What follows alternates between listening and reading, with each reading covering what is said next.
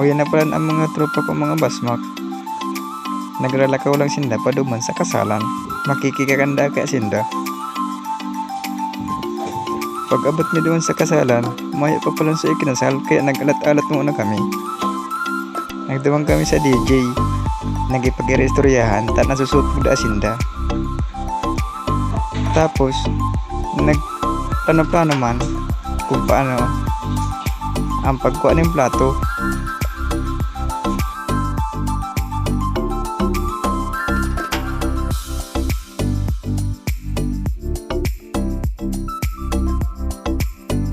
Sa porting iyan, nauuyam na dyan ang sarap kong kaibanan. Si Jude. Talo yun da kaya sa ikinasal. Halo yung kami nagparalat dyan pero sarong oras.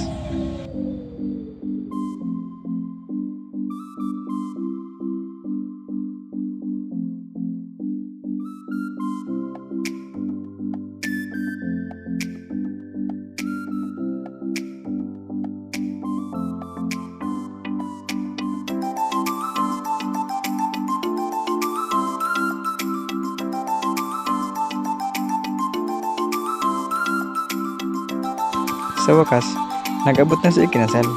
Nagre-ready na sinda para magkakan.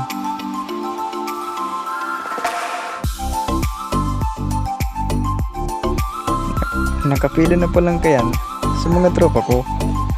Nag-aalat-alat, taalo yung daa, maglakaw ang pila. O yan na, aranihon na sinda sa pagkakan. Nagkura pati tulos ng plato, dahil pa man yung pigpapakuha.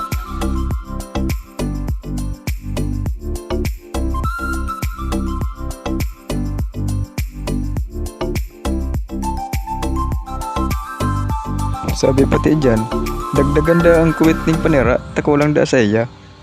Dahil pa nga nagkakakan ang mga tropa, tinaunang tulos ng duwang gin. Akala ninda sa inda, pero pigpapakaabot naman lang palan.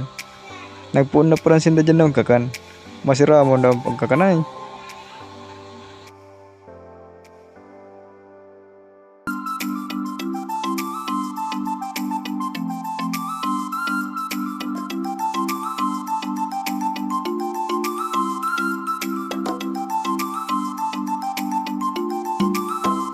Sa sobrang daril-daril magkakan, naagog pang saro dyan.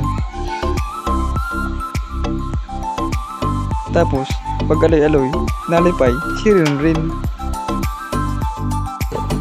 Tapos na pala dyan magkarakan ang tropa, kaya paluway-luway na sinda. Mag-ali. Nag-hit and run lang sinda. O yan na po, ang pang-uling nag-ali. Salamat pa pala sa pagkakan dyan sa kinsalan. Kalawas na po pala sinda dyan. Tapos may nailing sindang aki, nagdarasmag, irakmon. Thank you for watching mga kabasmak. Sa susunod ulit na may karakanan.